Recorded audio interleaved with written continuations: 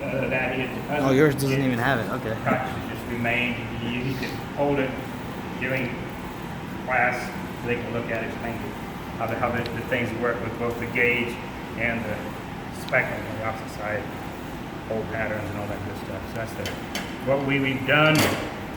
We've also labeled these. So these are the actual specimens that they will use to do their experiments with.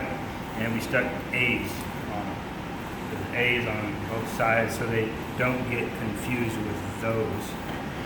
Because these have had their surfaces machined and flattened out. Okay, so that's one of the things that you can do whenever you're explaining the procedure of attaching strain gauge and being very careful about your actual specimen itself, is to use our story of how we got into trouble with this here, because we mounted the gauge and we went over there, we set it up and we ran some bending on it, and we found out that our data was way off. It wasn't even close to being what the book says, or the specimen or anything. And we sat there for I think 2 weeks scratching our head. And the bad thing, here's the bad thing, is we also had speckle here on the back of it, remember? So we ran the DIC, and every single time we ran the DIC, we saw the topographical map, but we skipped over. We didn't even pay attention. We went straight to the data. Was it showing strain? Was it showing stress?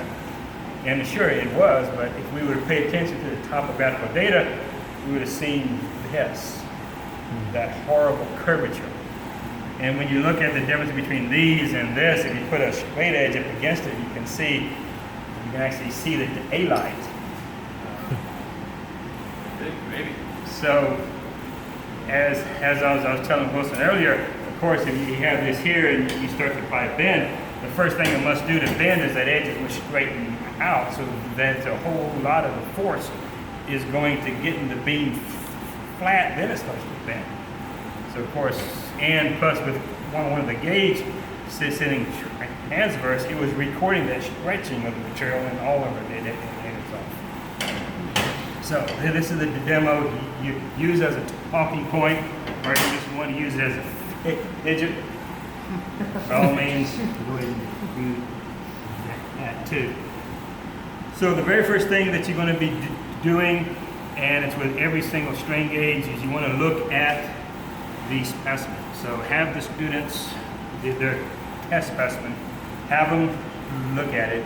Each student will have their own, and they have to make the decision which side would be the best to apply the strain gauge to. Because if you remember, we talked about you look for any type of surface pitting, big scratches or deep gouges that will cause they will not transfer the strain data back and forth. Because then all you're doing is essentially you're measuring the properties of the adhesive at that point.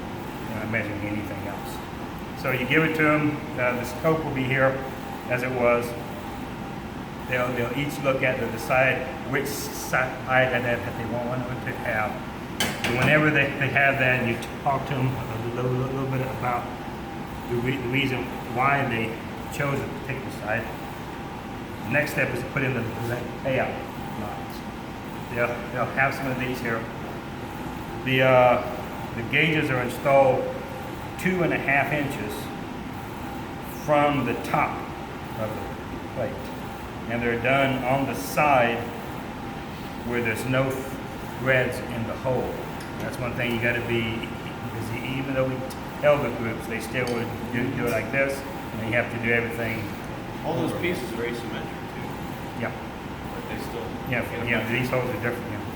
Yeah, they're offset by about a quarter inch more. Yeah. But they still. So then, we did the standard thing. The easy thing to do is to come off the edge and make a tiny little bitty score mark there, and come off the edge of it again, and then do a score mark here, small one, and then place your straight edge across the tube,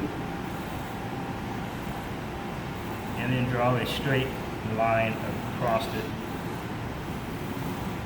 Now for this, if they want to press hard with the pencil, they can. it doesn't care because they're going to go back and sand that surface anymore.